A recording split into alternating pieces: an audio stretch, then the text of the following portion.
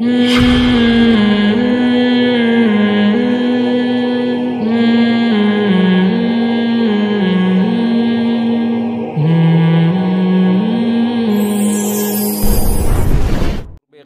میں جب مسلمان بہت قسمہ پرسی میں ہوں گے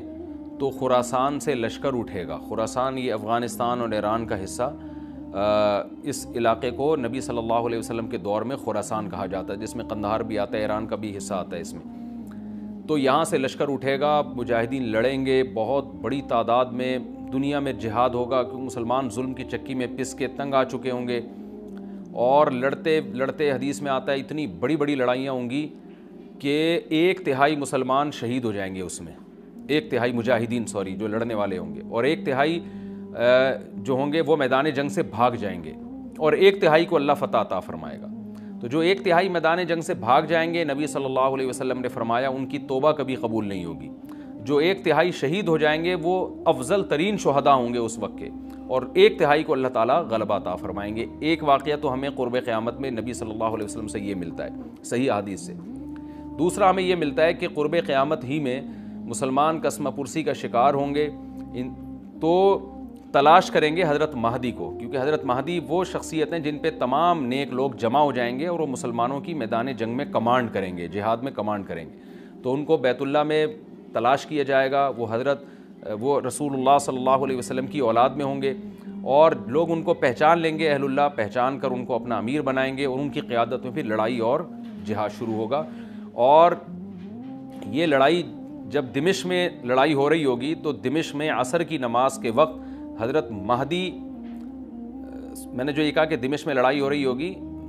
مقصد یہ نہیں ہے کہ دمشق کوئی میدان جنگ بنا ہوا ہوگا، مقصد یہ ہے کہ وہ مجاہدین کا لشکر دمشق میں ہوگا عصر کی نماز کے وقت، لڑائی چاہے کسی اور میدان میں ہو رہی ہو، لیکن احادیث میں ہمیں دمشق کا تذکرہ ملتا ہے۔ تو دمشق میں حضرت شام کا تذکرہ ملتا ہے، اور جو قرائن ہمیں ملتے ہیں وہ دمشق کی ایک خاص مسجد ہے، وہ مسجد حضرت مفتی تقی عثمانی صاحب اور مفتی رفیع عثمانی صاحب نے اس کو ہائی لائٹ بھی کیا، لیکن وہ یقینی نہیں ہے، یہ خوب سمجھے، انہوں نے اس کا بھی تبصرہ کیا کہ اس کے بارے میں کوئی یقین نہیں ہے۔ تو حضرت مہدی عصر کی نماز پڑھا رہے ہوں گے، لوگ امامت میں آپ کے پیچھے کھڑے ہوں گے، یہاں تک کہ مسجد کے مینار پر، آج بھی وہ مینار موجود ہے جس کے بارے میں غالب گمان ہے کہ یہ وہ مینار ہے جہاں حضرت عیسیٰ علیہ السلام نازل ہوں گے، غالب گمان کے درجے میں کہا جا سکتا ہے، ورنہ پھر اسی کے اڑوس پڑوس میں کوئی مسجد ہوگی۔ میرا اگر شام جانا ہوا تو انشاءاللہ میں ارادہ ہے کہ میں ولاگ میں اس مسجد کا بھی تذکرہ کروں گا، اس جگہ کا بھی تذکرہ کروں گا، لیکن میں پہلے یہ بات بتا دوں کہ وہ 100% یقینی نہیں ہے، ایسا نہ ہو کہ اس مسجد کے مینار پہ چڑھ کے لوگ جو ہے وہ اس کے کوئی مینار کو ہی چاٹنا شروع کر دیں تبرک کے طور پہ۔ تو عصر کی نماز کا ٹائم ہوگا، حضرت عیسیٰ ابن مریم علیہ السلام فرشتوں کے کندھوں پہ ہاتھ رکھ کے نیچے اتریں گے نماز کے ٹائم پہ، یعنی آسمان سے مینار تک آئیں گے، اور پھر مینار سے آپ کے لیے سیڑھیاں لگائی جائیں گی، سیڑھیوں کے ذریعے مینار سے نیچے اتریں گے، اور لوگ ان کو پہچان لیں گے۔ حضرت مہدی ان کو امامت کے لیے آگے کریں گے کہ آپ اللہ کے ایک پیغمبر ہیں، آپ نماز پڑھائیے، حضرت عیسیٰ علیہ السلام انہی کو آگے رکھیں گے، اور اس طرح کا مفہوم ہے حدیث میں کہ اللہ نے اس کام کے لیے آپ کو ہی منتخب کیا۔ کیا مطلب یہ امامت اس امت کا حق ہے؟ تو حضرت عیسیٰ ابن مریم علیہ السلام کا جو کام ہوگا وہ جہاد ہے، اور یہودیوں سے انتقام لینا، کیونکہ یہودیوں نے اپنے خیال میں حضرت عیسیٰ کو قتل کیا تھا، تو اللہ نے یہودیت ہی کے خاتمے کے لیے اور دجال کے خاتمے کے لیے عیسیٰ ابن مریم کو نازل کیا ہے۔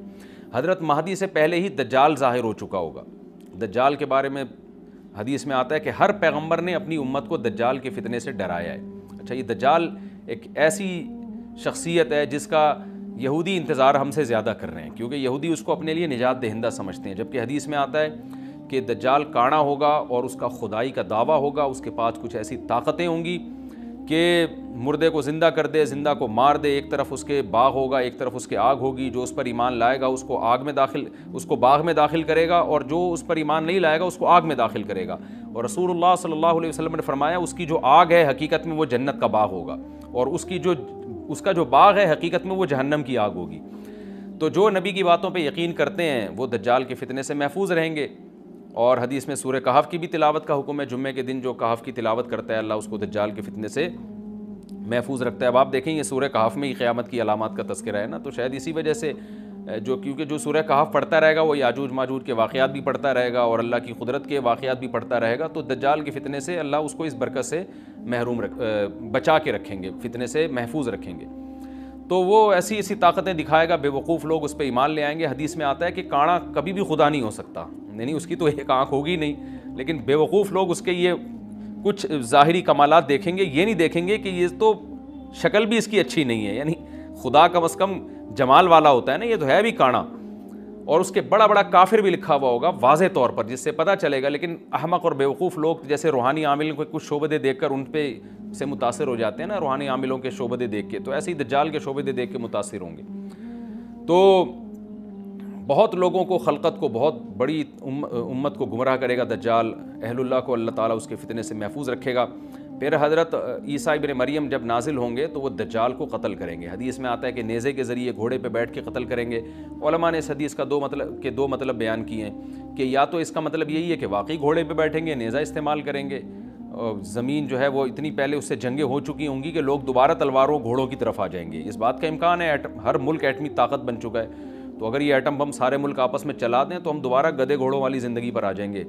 ٹیکنالوجی ساری تباہ و برباد ہو جائے گی، انسان کی ترقی۔ تو اس بات کا بھی امکان ہے کہ کوئی اس سے پہلے ہو سکتا ہے کوئی ایسی جنگ عظیم ہو کہ انسانیت دوبارہ پہاڑوں پتھروں کے دور میں آ جائے۔ لیکن ظاہر یہ معلوم ہوتا ہے کہ رسول اللہ صلی اللہ علیہ وسلم نے جو کلام کیا ہے، ظاہر ہے اس دور کے لحاظ سے جو لوگوں کے، جہاں تک جو لوگوں کی مینٹل اپروچ ہے وہاں تک،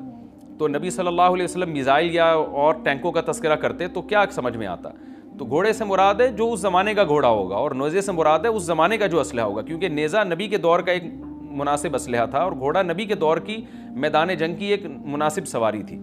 تو اس سے یہ بھی پتہ چلتا ہے کہ ہو سکتا ہے عیسیٰ ابن مریم نیزے کے بجائے کلاشنکوف کا استعمال کر لیں، تو یعنی وہ نیزہ جو ہے وہ اس کلاشنکوف کی یا جو بھی اسلحہ اس وقت حضرت عیسیٰ ابن مریم استعمال کریں گے اس کی ایک تعبیر ہے، تو اس کا بھی پورا امکان ہے۔ تو ہمیں بہرحال اتنا ایمان ہمارے لیے ضروری ہے کہ دجال کو قتل کرنے والی جو ذات ہے، جو شخصیت ہے، وہ عیسیٰ ابن مریم علیہ الصلاۃ والسلام ہے۔ تو حضرت عیسیٰ کے ذریعے اللہ تعالیٰ دجال کو قتل کریں گے، اور حضرت عیسیٰ کی قیادت میں زبردست جہاد ہوگا۔ حدیث میں آتا ہے کہ عیسیٰ ابن مریم اس دنیا کو امن سے بھر دیں گے، اتنا امن ہو جائے گا اور اتنی مالی فراوانی ہوگی، اتنی مالی، کیونکہ دنیا میں مال بہت ہے، ڈسٹریبیوشن صحیح نہیں ہے، جو تقسیم ہے نا مال کی وہ ظالمانہ ہے، جس کی وجہ سے غریب غریب سے غریب تر ہے، امیر امیر سے امیر تر ہے۔ حضرت عیسیٰ ابن مریم ایسا نظام قائم کریں گے کہ جس سے مال کی صحیح تقسیم، اور لوگ اٹھیں گے زکوٰۃ کا مستحق تلاش کریں گے اور لوگوں کو زکوٰۃ کا مستحق نظر نہیں آئے گا، غریب تلاش کرنا مشکل ہو جائے گا۔ یعنی ایک آدمی، حدیث کا مفہوم ہے کہ زکوٰۃ لے کے گھومتا رہے گا اور اس کو کوئی غریب نہیں ملے گا، اتنی مالی فراوانی ہو جائے گی۔ پھر ترمذی کی روایت میں آتا ہے کہ اللہ کی طرف سے برکتیں ایسی نازل ہوں گی کہ بڑے بڑے انار پیدا ہوں گے، بڑے بڑے انگور پیدا ہوں گے، زمین اپنی برکتیں کھول دے گی، اور حضرت عیسیٰ علیہ السلام خنزیر کو بھی دنیا سے ختم کر دیں گے، خنزیر کی نسل کو ختم کر دیا جائے گا، وَيَضَعُ الْجِزْيَةَ، اور جزیہ کا نظام ختم، اما الاسلام و اما السیف، یا تو تلوار یا اسلام، اس کے علاوہ نہیں۔ تو نبی صلی اللہ علیہ وسلم کو اللہ نے جس مقصد کے لیے دنیا میں بھیجا تھا، اس مقصد کی جو تکمیل ہے وہ عیسیٰ ابن مریم کے ذریعے۔ باقی اس میں حکمتیں کیا ہیں، اس پر میرے الگ سے بیانات موجود ہیں کہ اللہ نے حضرت عیسیٰ ابن مریم کا انتخاب کیوں کیا اس کام کی تکمیل کے لیے، اسی امت میں کوئی کیوں منتخب نہیں کر لیا، یا یہ کہ پیغمبر صلی اللہ علیہ وسلم ہی کے ذریعے کی کرنی ہے۔ بہت زیادہ اسباب و وسائل میں آپ کو غیر مسلموں سے آگے نکلنا ہے، جیسے کہ قرون اولیٰ کا مسلمان نکلا تھا، تبھی اللہ نے اس کے لیے دنیا میں فتوحات کے دروازے کھولے تھے۔ تو اللہ ہمارے لیے فتوحات کے دروازے جب ہی کھولے گا جب ہم عبادت کے ساتھ ساتھ سائنس اور ٹیکنالوجی کے میدان میں بھی آگے بڑھنے کی کوشش کریں۔